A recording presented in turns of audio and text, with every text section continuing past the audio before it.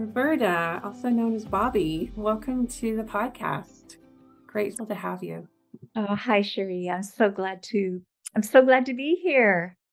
Well, we have a mutual friend, Jennifer Selig, Dr. Jennifer Selig, who I know she was instrumental in getting your book published. She's been a great mentor for me. I got to meet her at Pacifica and learn from her, and she always sends me amazing people.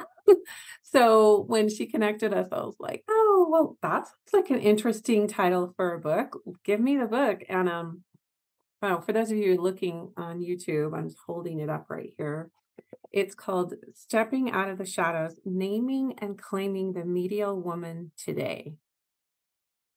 So let's start. Before we get into what a medial woman is, which was, I want to just tell everyone, super, super affirming for me, super validating. But let's talk about, just as a preface, because I know you teach about liminal space, and it's kind of been a buzzword that you hear, in various places in the spiritual realm or in the consciousness realm, in the archetypal realm. So maybe just share with us your definition of what liminal space is. It's really a simple definition, but it's so key to medial women.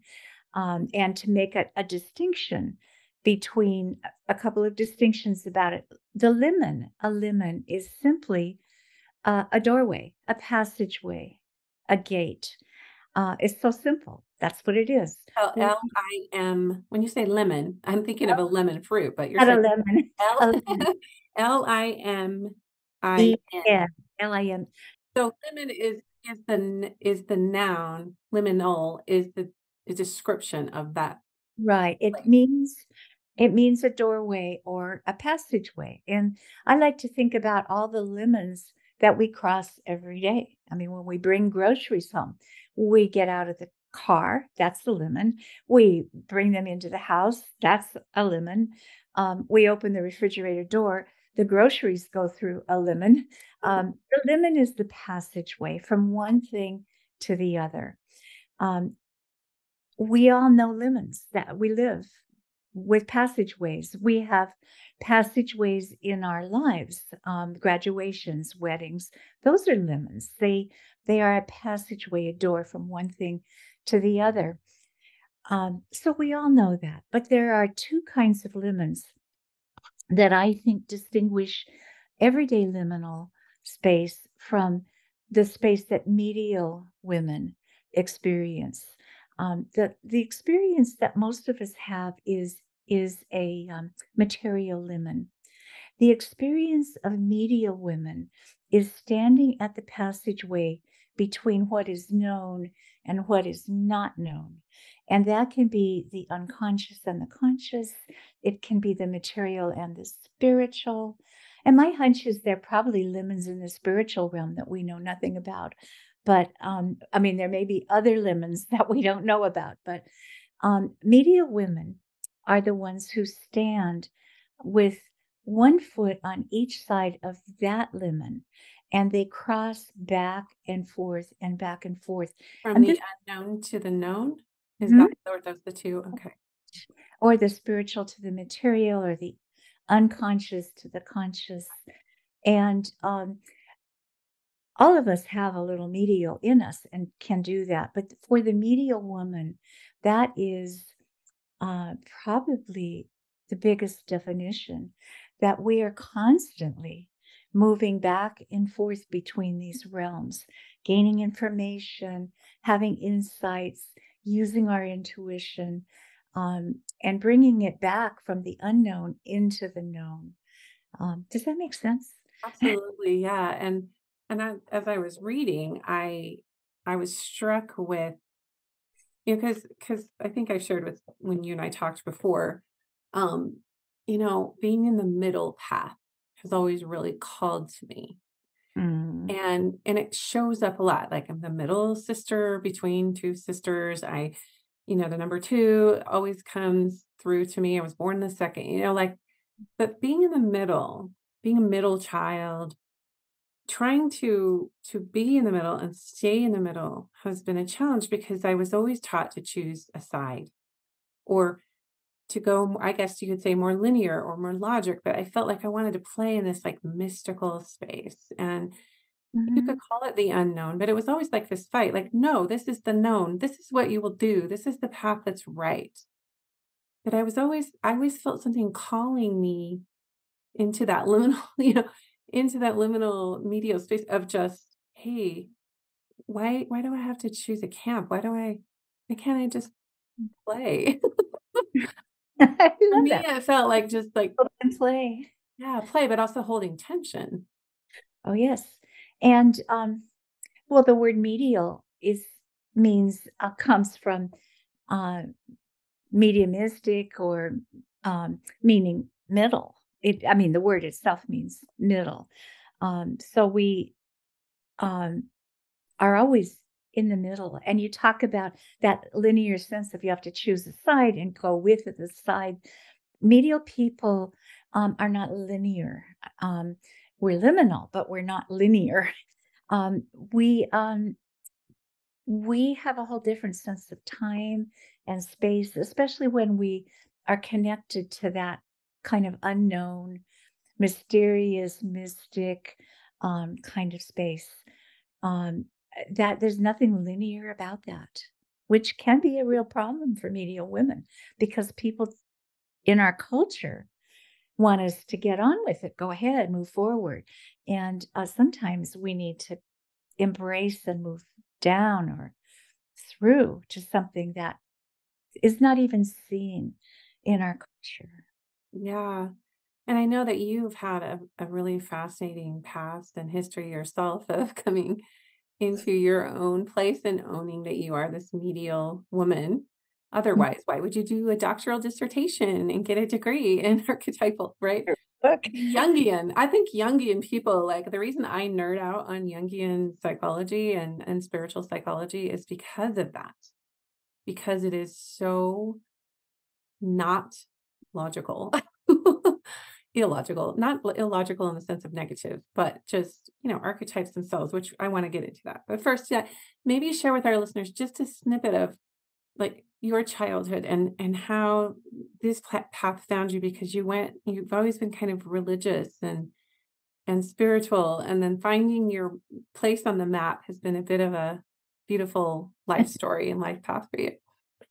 I when I was studying for my psychology licensing degree, it was very very linear, evidence based linear, scientific, and I was working in analysis then, and I said, I'm just never going to pass this.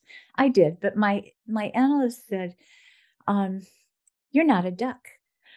Meaning, referring to the ugly duckling story that I wasn't a duck, I was a swan, and Mm. the ducks were the ones who were really good at taking this test, and I did it differently. I was not a duck when I grew up. I really felt like I was the ugly duckling in my family because it was a medical family.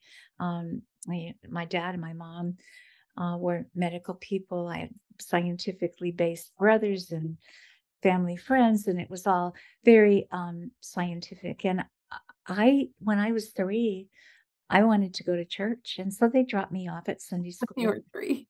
3, and of all the women I interviewed, all of us wanted to go to church when we were very little, and um, all of us went on our own. Only one went with her family. There Mm. were 5 of us in my interview cohort.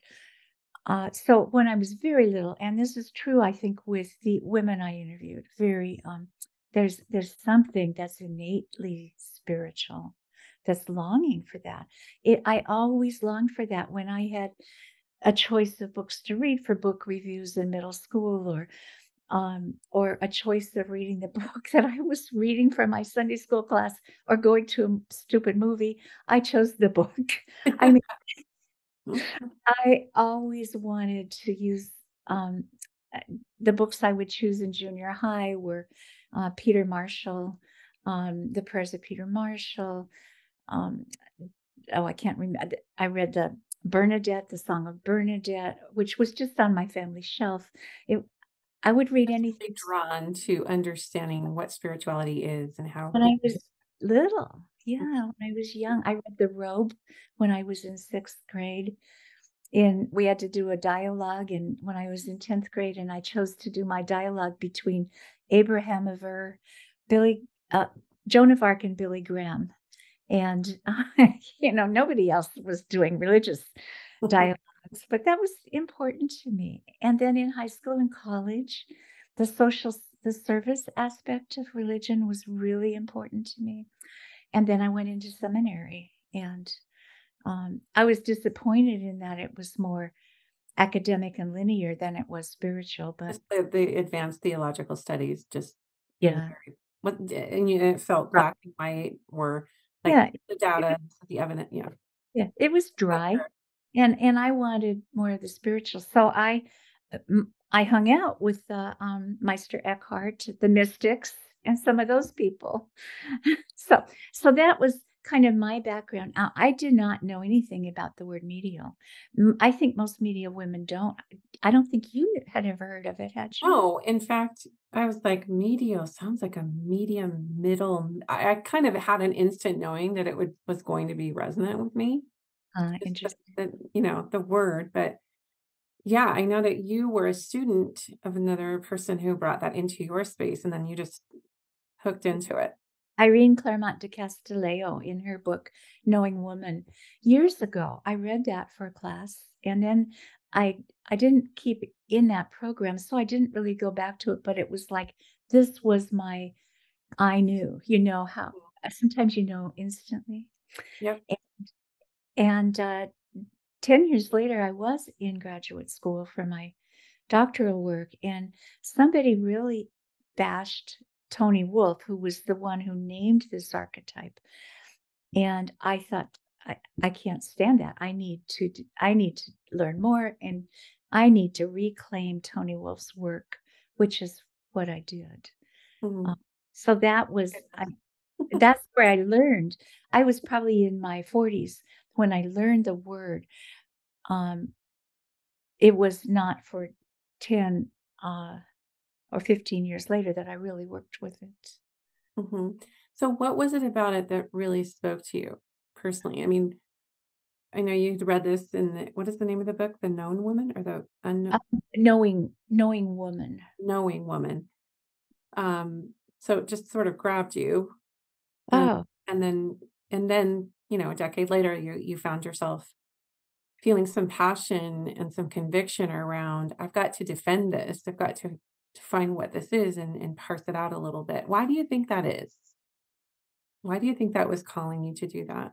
The reason I ask is because I have women who have really uncommon, or so they think,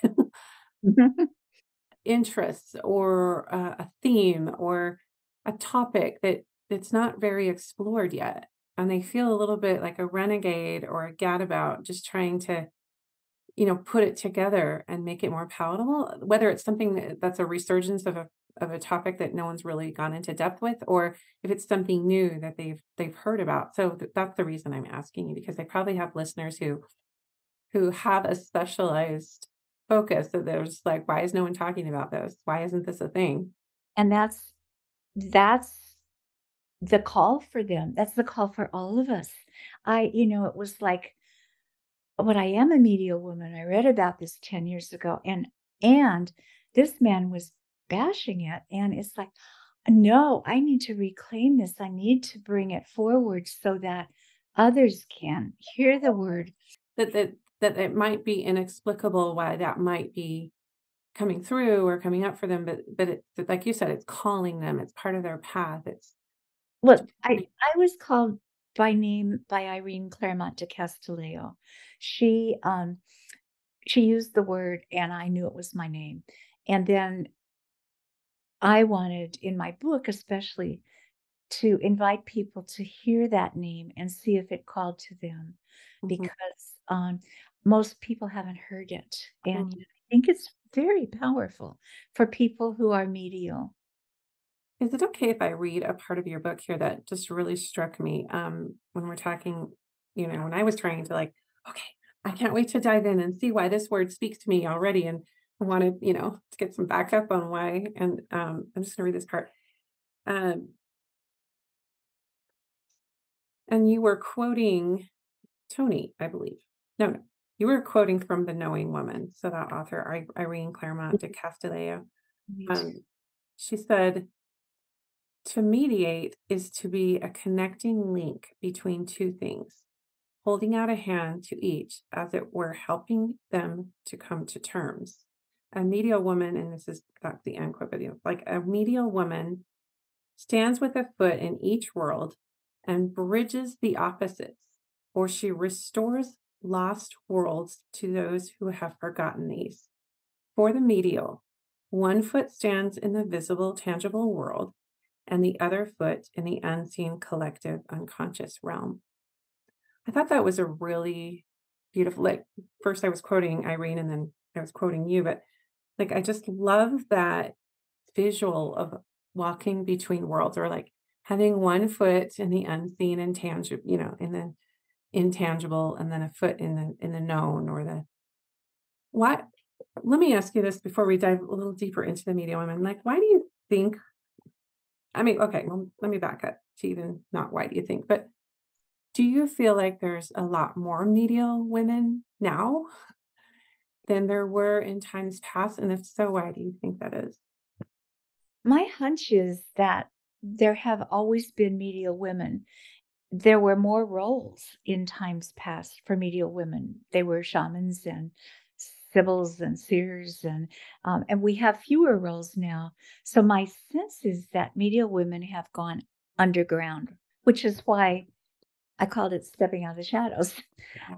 That they've gone underground, and I think that there are more medial women than we even have a clue. Everybody has some mediality in them, and men too. Um, I'm married to a medial man, so this just happened to come from a study that was on women um, almost a decade, I mean, a century ago. But I think that we need to be called forth. And the other thing with medial women is that there's so many wounds, and um, we've all probably had experiences where we weren't understood and we were put down or banished in some way. Um, and rather, most of us, well, we're all highly intuitive. Many of us are introverts. And when the world wounds us, we go back. So my book is hoping to name some of the wounds and to call people forward. One of the wounds I had was when I was serving a church. I had a district superintendent who came to see me, and he was new and asked me what kind of ministry I loved and wanted to do. And I said, "Oh, all the spiritual work, the pastoral work, prayers, the prayer groups, the classes." And Mhm. he said, "Oh, well, that's just the whipped cream. What do you really want to do?" I mean, he was an administrator and an extrovert. I mean, it's like, wow, to Mm. talk about the spiritual life of You're just people making it with fluffy. That's the as fluffy part. whipped cream. I was so offended, and that would be one reason why I feel like this book needs to come forward. Uh, Everybody's had something like that. oh yes, I mean that you're I in my religion of origin, which is Mormonism, I think I may have even expressed this to you, like, and to this day, women don't really have authority. Um, Being born a woman means that you are of necessity to be presided over by a priesthood male, both in your home and at church and at activities and other things. And you talked about when you were a little girl that you wanted to go to church and that even though your family wasn't going, my family was very religious. And so we went and I really enjoyed it. Um, it wasn't until and I did recognize quite early that women didn't really have power. And I don't mean power in the sense of power over. I mean power with, which it feels medial to me. We're Oh, all yeah. together. We're all in the, uh, but I'm curious how that came for you because you were in ministry and you did have spiritual leadership in a religious capacity. Yeah. And that isn't very common with a lot of people that I meet or women that I meet. I can count on one hand how many women ministers I've actually talked to in my life. I've Really? talked to a lot of people. So, but your husband was with you in the ministry, and is that something that you're still doing? And do you had you mentioned that you were, confronted with the whipped cream thing by a superintendent or whatever, but was there any pushback for you in terms of being in that visibility and having that you could call it the robes or the cloak of authority or power, which, I think is beautiful that you were seasoned and matured into that. Is that something you're still doing or We're retired, but we have a church that we attend. It's a Japanese heritage church. mm, That's just lovely, and my husband's been working with food distribution, and I've been doing, pastoral care. I just finished a group on, holding space for grief, and those are the places I'm called. Spiritual care, being with people who were dying. mhm, Uh, Death is the limit.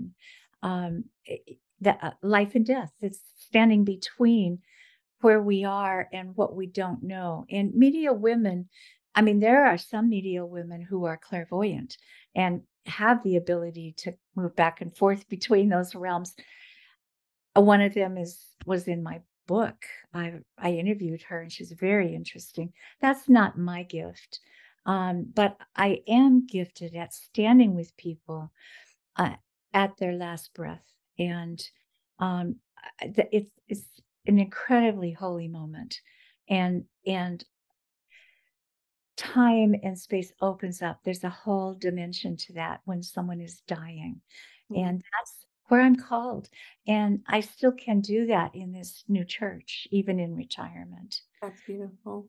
Yeah. We never did get to talk about a really powerful story in your book about the cherries. Do we wanna bring that in as we're coming back into liminal space and how you happened upon a woman who shared this with you? I think it was really beautiful Okay. Well, this is my story from the church where I was serving in ministry. that the woman that you were working with, sorry. She was a member of our church, Victoria, and I was with her family at her bedside as she was dying in the skilled nursing facility. And she wasn't feeling very well, but I could tell her spirit was quite alive. And her dinner tray arrived, and there was a sandwich and a salad and milk and cherries. And she was only willing to eat the cherries, although she really, really wanted to have watermelon. So we ordered some watermelon. And I took the cherries and fed them to her until the watermelon arrived, and then several of us took turn feeding the watermelon to her. And then she wanted more cherries, and she wanted me to feed these to her.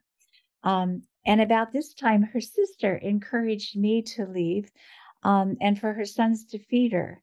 But I sensed that she needed just a few more minutes. So I requested 5 minutes of cherries. Her family was afraid that as her pastor, and she had told me that she was going to pay some donations into a parking lot fee, and they were afraid I was going to get her to change her will or something, which was the last thing I was ever thinking. It was very transactional from the perspective of her family and a little hostile. But they did leave when I said I'd like 5 minutes of cherries, and she and I laughed about 5 minutes of cherries and what that meant. It's an odd way to measure cherries and an odd way to measure time. So I continued to cut them and feed them to her.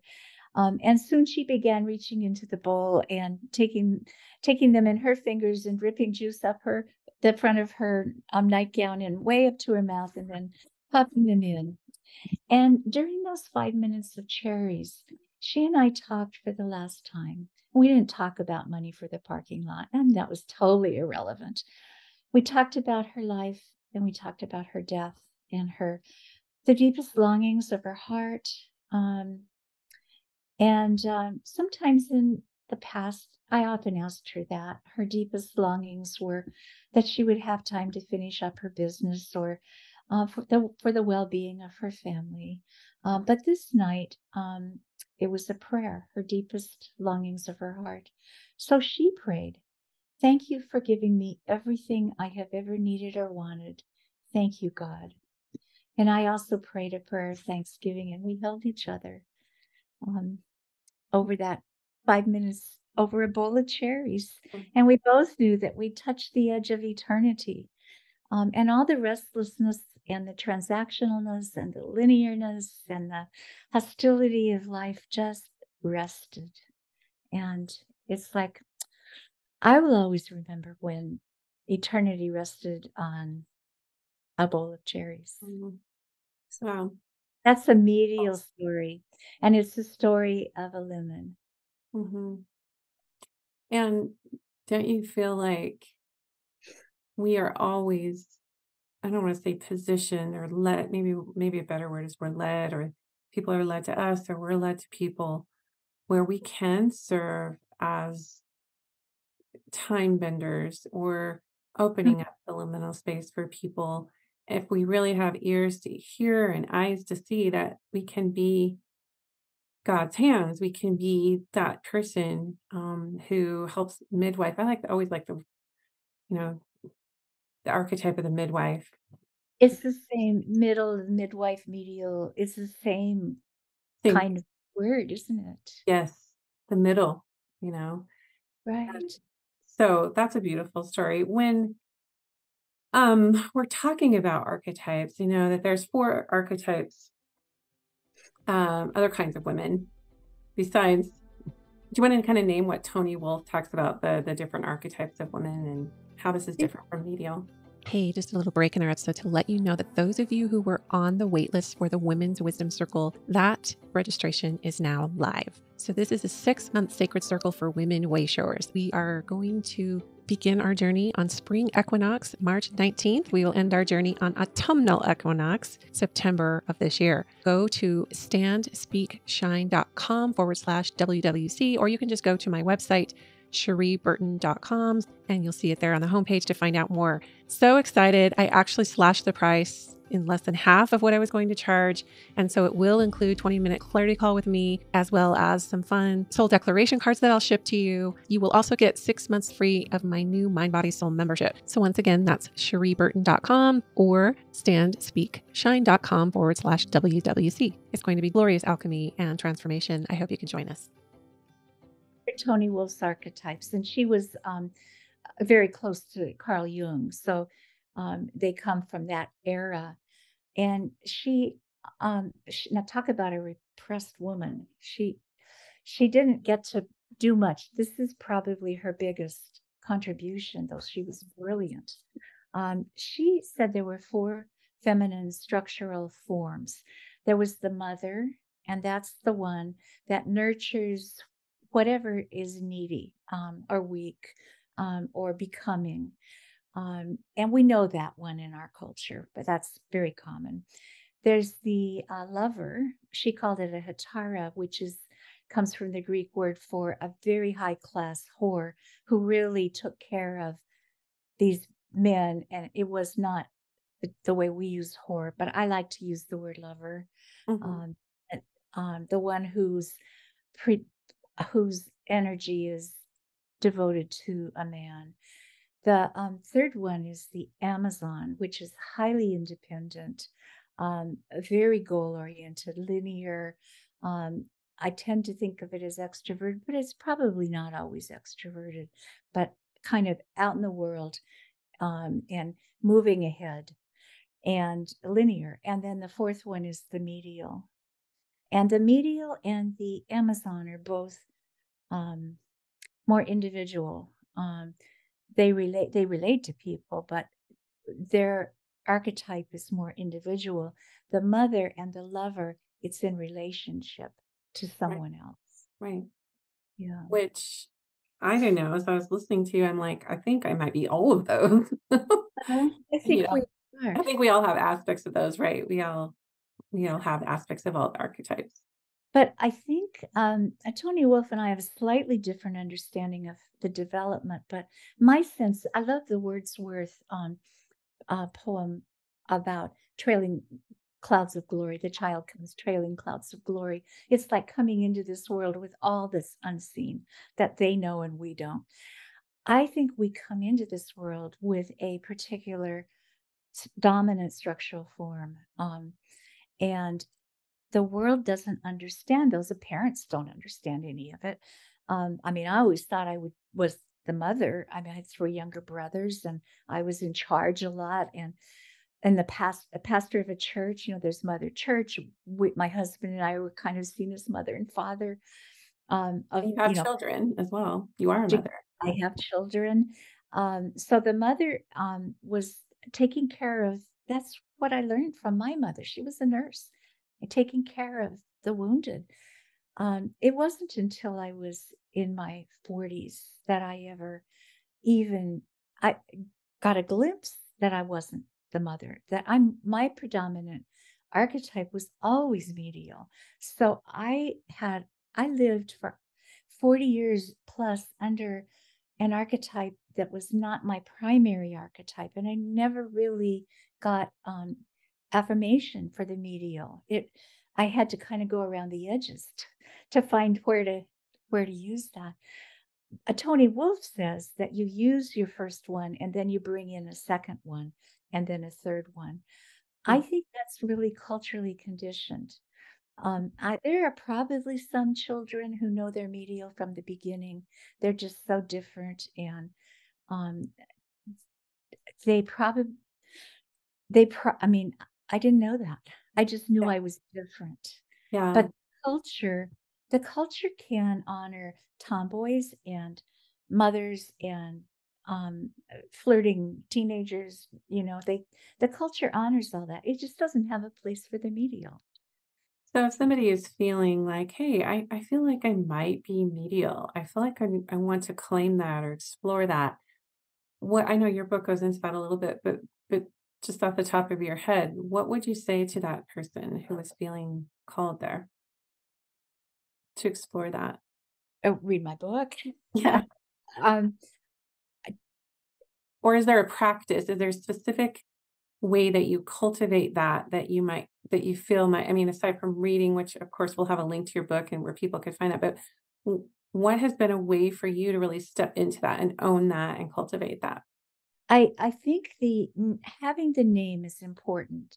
And then I have found that there are these transcendent moments that I can offer to myself by allowing myself to be in a place of transcendence, whether it's on a retreat, whether it's by the ocean or on a mountaintop, uh, where whether it's reading something that's deep, whether it's in a relationship like a spiritual direction relationship, although I don't think all spiritual directors are medial people, um, but they probably have some sense of that.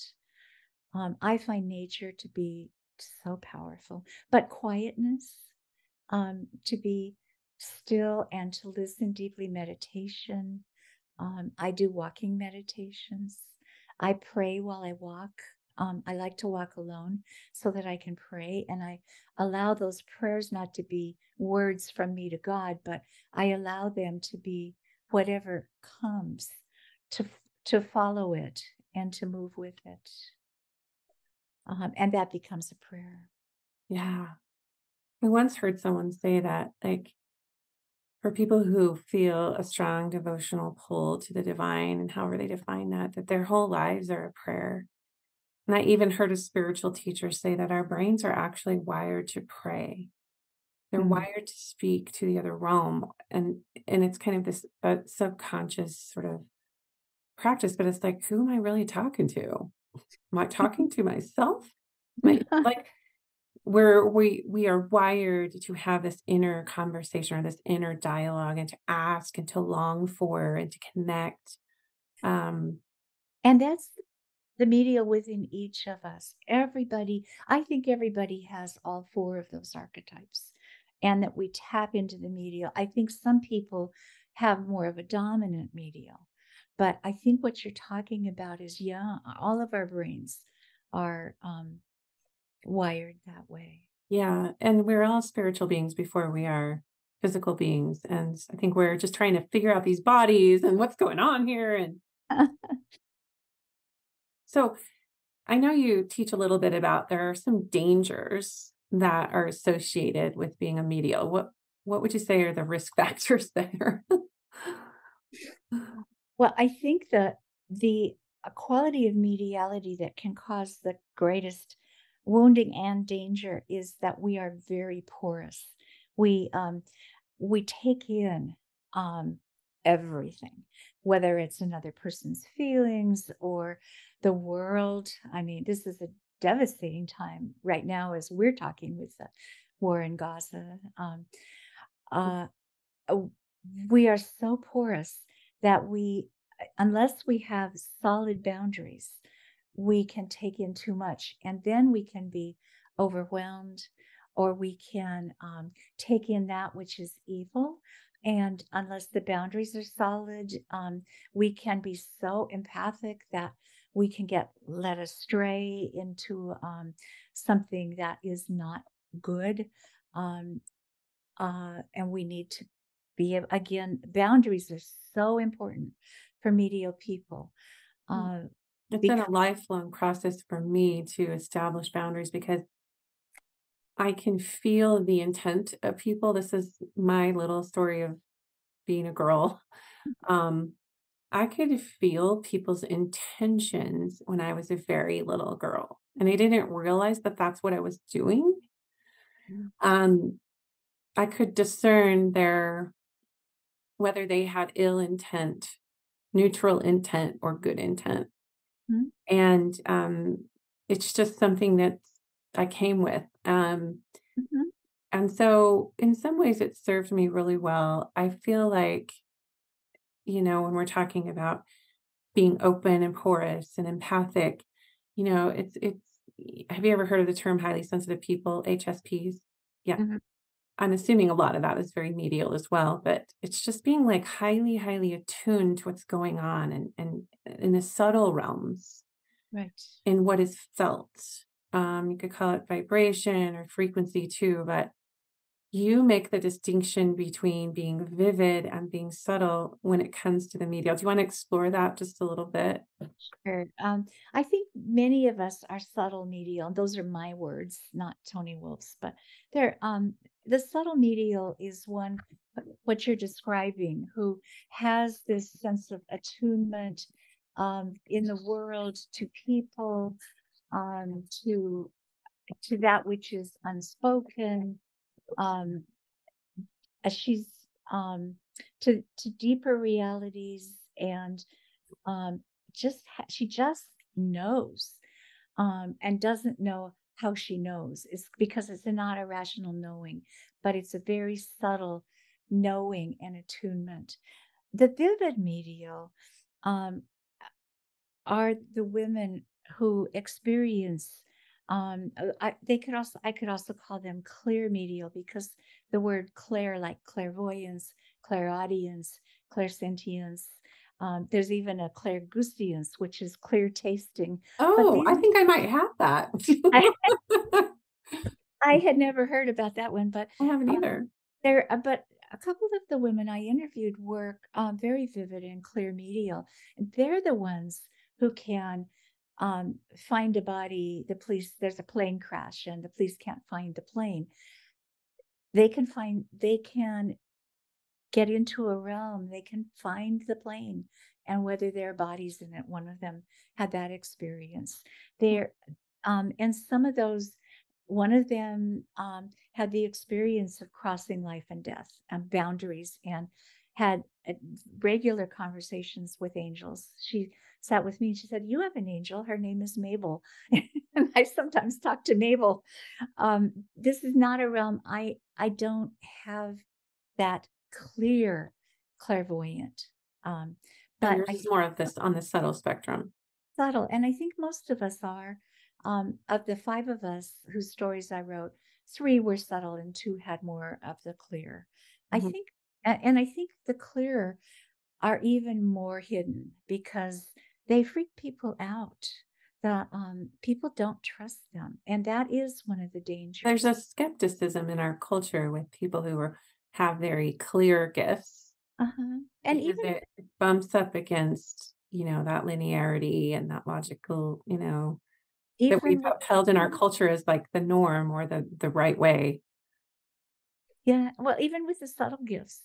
I mean, I always felt sort of stupid when I was a kid because I wasn't, but they didn't understand my way of thinking. I just Yeah. had a different way of being. Um, Yeah. and you asked about the dangers. This one other that I think is one of the biggest is that people can get lost when you move into a very deep place, like Mhm. meditation, a trance, or a sense of communion with the divine. Um, one can get lost there, and so the limit to come back. I mean, that's we're on the other side of the spiritual limit there. It's very hard to come back. I came back after a retreat, and coming back on the highway was like, oh my goodness. And then I came back to a dinner or something, and it's like I Yeah. just had to leave, and I came home in tears. I couldn't get back. And I So think I that, think what you're saying is it's really easy to dissociate because you feel that pull to the transcendental and you have that experience. Then you have to come home and get grounded. I feel like being grounded is probably the most important spiritual practice, absolutely. because you're still connected to the unseen and you're still receiving, but you're also here now, present. And that's an art, I think. And we move back and forth. I'm thinking of Jack Kornfield's book, After the Ecstasy, the Laundry. I, I think that's kind of what we feel, you Welcome know. to womanhood. Yeah, I right. wanted to read this other part by Jungian analyst that you quoted in your book, Jungian analyst Marianne Mattoon, about she calls medial woman expresses, quote, vague and embryonic possibilities not acceptable to the dominant culture. That is, these women are sensitive to currents of thoughts and feelings not perceived by most people, but which become apparent in the future. Because these contents are still unconscious to most people, they often appear to be dark, negative, and dangerous. Mm. And I loved that reading that, and I'll tell you why. Because, and this is why I love your book, Stepping Out of the Shadows, because I've been doing a lot of shadow work in recent years. And a lot of what I was feeling in my body was the dissonance of what wasn't right in the system and culture that I was immersed in and born into. So I felt a pull, which to lift the lid, to look underneath the surface, to shine a little flashlight into this little dark corner that no one was talking about. Lots of dark corners, actually. And when she said, this part about because these contents are still unconscious to most people, they often appear to be dark, negative, and dangerous. And I was getting, just this admonition, well, stay in the light, stay on the path, stay safe. And that's not where my soul was calling me. My soul was calling me into those shadow realms to look at it and see it and love it and face it, but not to keep turning away from it because I could feel in my body that those shadows were creating a lot of patterns of behavior in people that were not healthy, and that I needed to sit with it and feel it and notice it and observe it. And then it has become part of my path to sort of bring messaging to it, to give voice to it, to really bring it to the table for discussion. Sounds like it's part of your call. And medial people, one of our values is that or one of our calls is that we have to bring it forward. We can't just get lost there. We have to bring it forward. I mean, I think the picture on the cover of my book is of Persephone. Stunning. Isn't she sweet? That's Persephone. And if I hope people know that story, because she is abducted into the underworld. So she spends a lot of time in the shadows. It's her mother who's just beside herself, Demeter. But then she comes back up, but because she's eaten 3 pomegranate seeds, she has to go back for 3 months every year. So we move, even Persephone moves back and forth, but we have to be able, if we're medial, to be able to step out of the shadows. And it, in the Greek mythology, is a story of the seasons, but I think it's a story of the psyche. Mm. The shadows are always going to be there, and we need to not be afraid of moving back into the shadows. And we get to know what they're like, but we have to come out and tell what we've known there, and that's what you're doing. Mm. And It that's reminds me also of the myth of Inanna, the goddess Inanna, the Sumerian goddess who went to the underworld and felt the call to the underworld. And as soon as I heard that story like 5 years ago, I was like, yep, that's exactly what's happening to me. I can no longer not go to the underworld.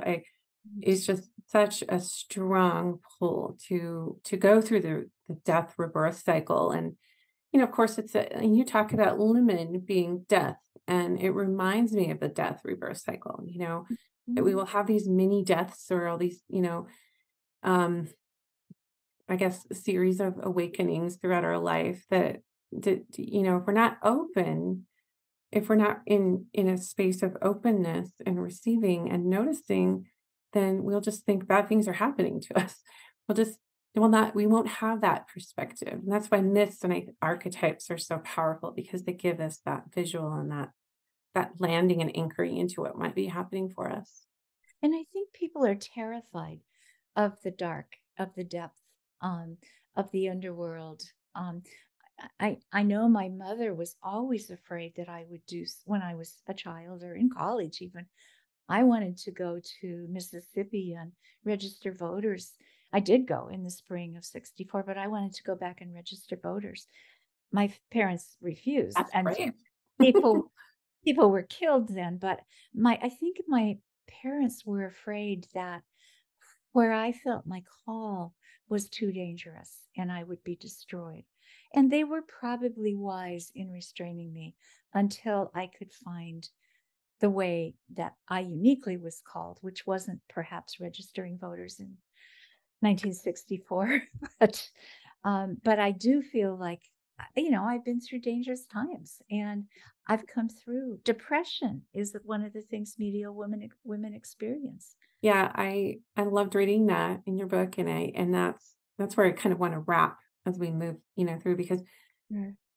I mean, for me, I was diagnosed with something called dysthymia when I was 19. And by the time no, 21 is when I got diagnosed.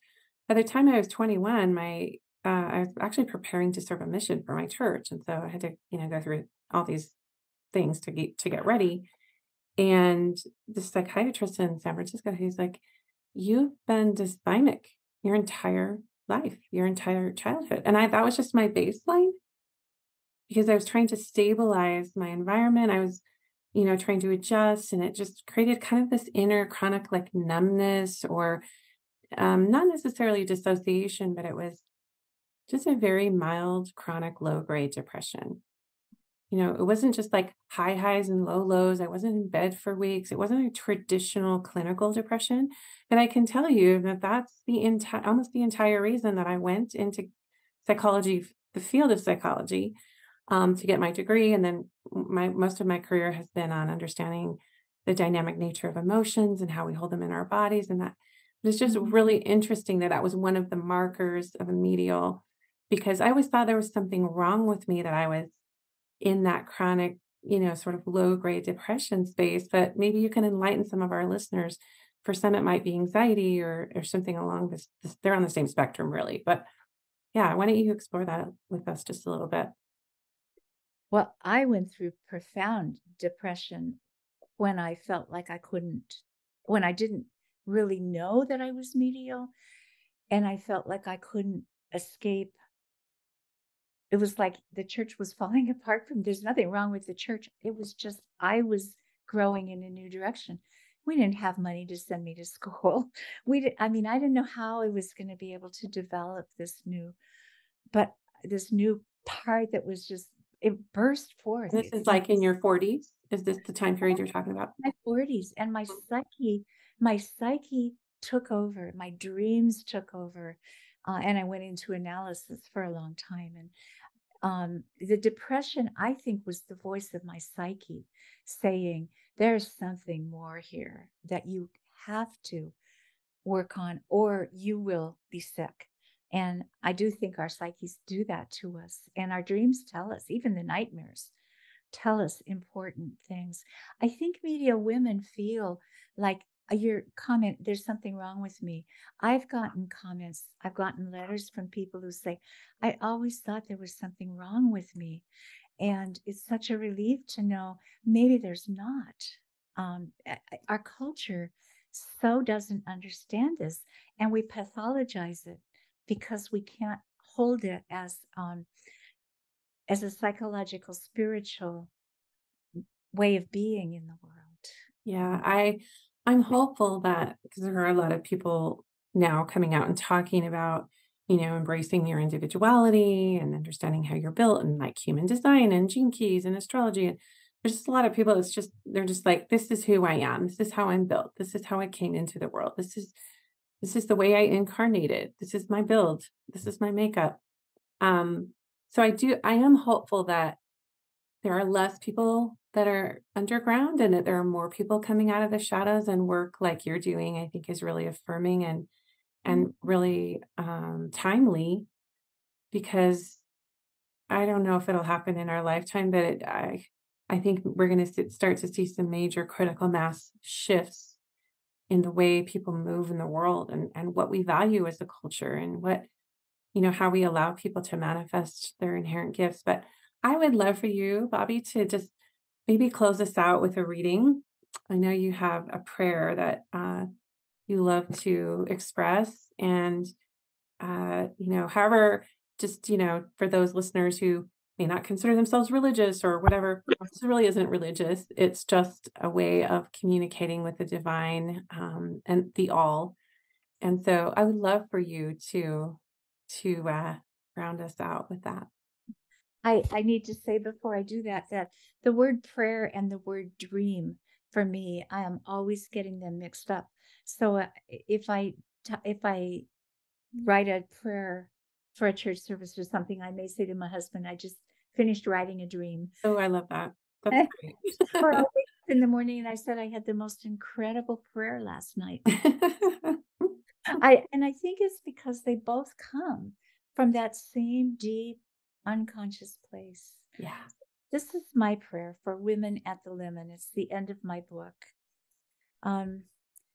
Deep mystery, divine spirit, sacred other, source of all, ground of being, God, you beyond name, concept, or words, you to which medial women are connected, we lift this prayer.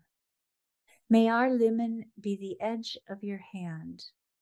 Hold us in your open palm, not too tightly that we might be crushed, not too lightly that we might slip off. May we find courage in the darkness that we travel, discernment in what is ours to know and carry, wisdom to leave what is not ours behind, balance between the 1 foot on this side and the 1 foot on the other. May our culture grow from encasement to the old ways, through the chaos of disruption into new forms that are permeable enough to embrace ancient wisdom as well as new ways of being. May there be room for our gifts among the gifts of those many others so very different, all of which are needed, so that we can live into the fullness of our beings, so that we can be heard amidst clatter and clutter.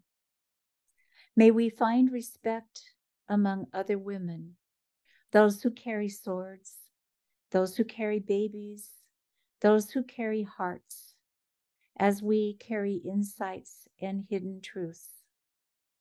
May we acknowledge our wounds. May they not create of us victims. May we claim our gifts. May they not create in us arrogance. We are becoming ever more the self we have been from birth. Use us in service to the greater whole. May our being make a difference in creation. So may it be. So may it be. Thank you so much, Bobbie. That was just beautiful. I wanted to just remind the listeners to grab your book, Stepping Out of the Shadows, Naming and Claiming the Medial Woman today. And it did win a Nautilus Book Award, which I can totally see why. Thank you. Very, very well researched and written and put together. And of course, your soul is all over through this book as I've gotten to know you. So thank you so much for your offering to this world and for being with our listeners today. Thank you, Cherie, for having me, for inviting me. It's been a real privilege. And I hope this book will just find the people who need it. I trust that. And people can find, I do too, and people can find your book on Roberta Corson, Corson, Roberta B. Corson, .com. So that's ROBERTA B CORSON.com. So thank you again. Thank you, Cherie.